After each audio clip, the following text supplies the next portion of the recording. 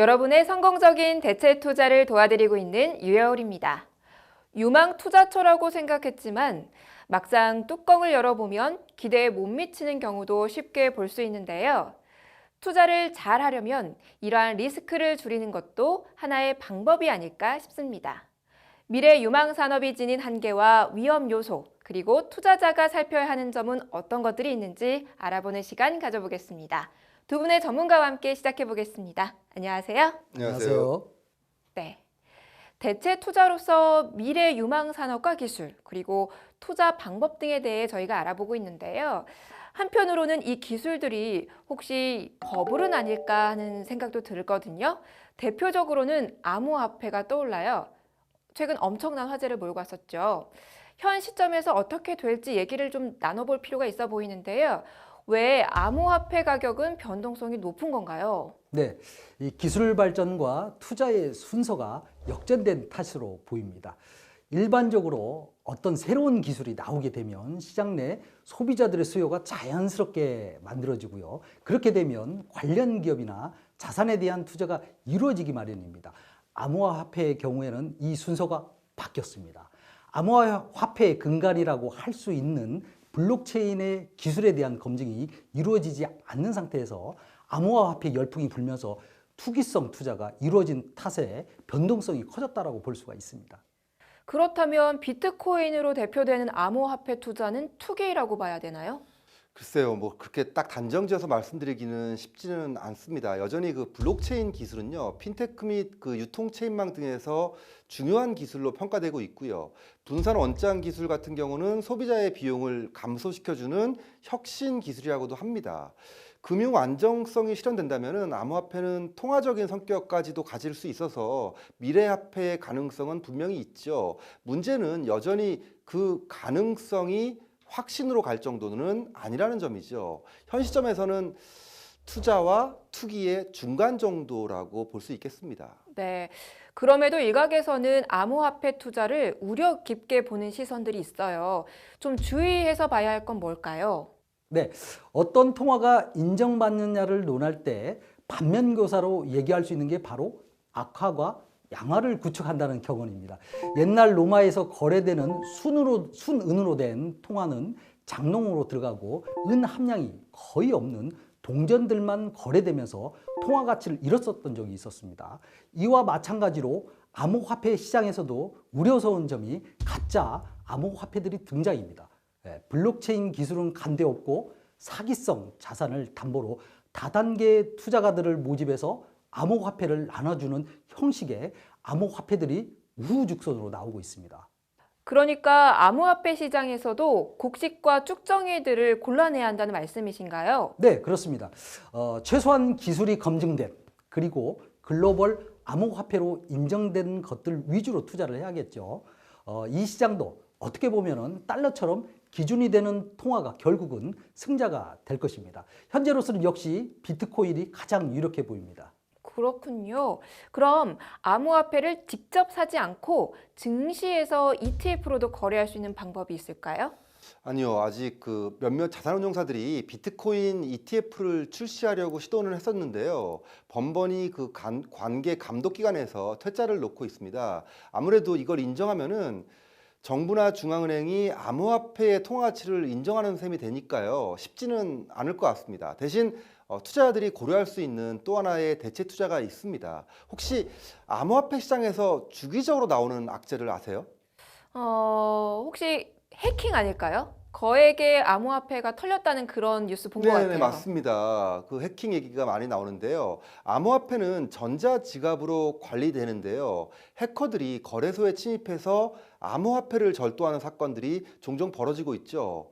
그런데 알다시피 암호화폐는 예금자 보호 같은 것이 없습니다. 당연히 암호화폐 보유자나 투자자 입장에서 보면은 안전 부분에서 불안감이 커질 수밖에 없죠. 그래서 각광받는 산업 중 하나가 사이버 보안 산업입니다. 과소평가된 기술이긴 합니다만 그만큼 성장 가능성도 크죠. 그렇군요. 그런 우려를 좀 생각해 본다면 이 부분도 당연해 보이는데요. ETF 시장을 통해서도 저희가 투자를 할 수 있을까요? 그러니까 제가 말씀드리지 않았겠습니까? 다행히 있어요. 사이버 보안 기술에서 앞서는 시스코 같은 관련 기업들로 구성된 사이버 보안 기업 지수를 기초 자산으로 하는 ETF가 상장되어 있고요. 같은 지수를 추종하는 레버리지 및 인버스 ETF도 상장되어 있더라고요. 그만큼 투자자들의 관심도가 높아지고 있는 대표적 미래 산업이라고도 할 수 있습니다. 네, 방금 전에 사이버 보안 기술이 과소평가된 미래 기술이다라고 하셨는데요. 그럼 반대로 과대평가된 미래 기술도 있을까요? 네, 업계 관계자들, 특히 스타트업 창업자들이 느끼는 기술 평가가 있는데요. 현재 수준에서 과대평가된 미래 기술로는 VR, AR, 또 웨어러블, 그리고 챗봇이 많이 꼽혔습니다. 아, VR, AR이라면 얼마 전 그 현빈 주연의 드라마 아람브라 궁전의 비밀의 주제로 되었던 그 기술 아닌가요? 네, 현빈 좋아하시죠? 네. 그렇습니다. 그때 그 드라마에서 나왔던 그 기술이 가상현실, 증강현실이라는 용어로 알려져 있는 기술인데요. 몇 년 전에 선풍적 인기를 끌었던 게임 포켓몬고라는 게 바로 여기에 해당되죠. 최근에는 5G, 5G라고도 표현합니다만 이 기술이 런칭하면서 TV에서도 고글을 끼고 가상 체험하는 광고까지 나오고 있습니다. 네, 저도 그 광고 본 적이 있는 것 같아요. 그런데 왜 이 기술이 과대평가됐다는 주장이 나오는 거죠? 네, 아마도 소비자의 눈높이를 따라가지 못하고 있기 때문이 아닌가 싶습니다. 계속 뭔가 이 기술이 큰 시장을 만들 거라는 기대는 높은데 실질적으로 4D 체험의 확장판 정도로 그저 레크레이션 영역에서 벗어나지 못하고 있기 때문입니다. 예를 들면 아람브라 궁전의 비밀처럼 게임 업계에서 공전의 히트를 치려면 무엇보다도 촉각 체험이 필요할 텐데요. 그런 기술까지는 연결되기는 아직도 넘어야 할 산이 많다고 봅니다. 아, 결국 핵심은 온라인이든 오프라인이든 소비자를 열광시킬 수 있는 어떤 상품으로 연결이 돼야 하는데 암호화폐나 가상현실 기술이 아직은 2% 부족하다는 말씀이네요. 그런 측면에서 웨어러블 기기도 그 벽을 아직 못 넘었다는 얘기겠죠? 그렇습니다. 아주 실패했다고 볼 수는 없지만요. 아직은 벽을 넘지는 좀 못한 측면이 있죠. 대표적 사례가 애플 워치일 것 같은데요. 애플이 아이폰으로 소비자를 열광시킨 것과 비교해 보면은 애플 워치라는 그 웨어러블 기기는 소비자 니즈 충족에서 성공했다라고 보기는 좀 어려운 것 같고요.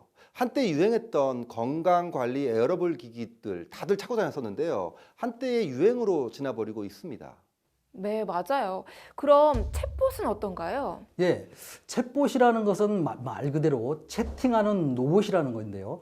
말이나 글로 답하는 인공지능 정도를 보면 됩니다. 몇 년 전 페이스북에 저커버그 회장이 미래의 키워드라고 언급하면서 열풍이 불었습니다. 기업 서비스 측면에서 고객과 온라인상에서 대화가 가능한 로봇이 상용화된다면 콜센터 비용을 줄일 수 있겠죠. 또한 인공지능 스피커로의 발전을 통해서 스마트홈을 실천할 수 있는 필수 미래 기술이라고 할 수가 있습니다. 하지만 역시 아직 갈 길이 먼 기술 분야라고 할 수가 있겠습니다.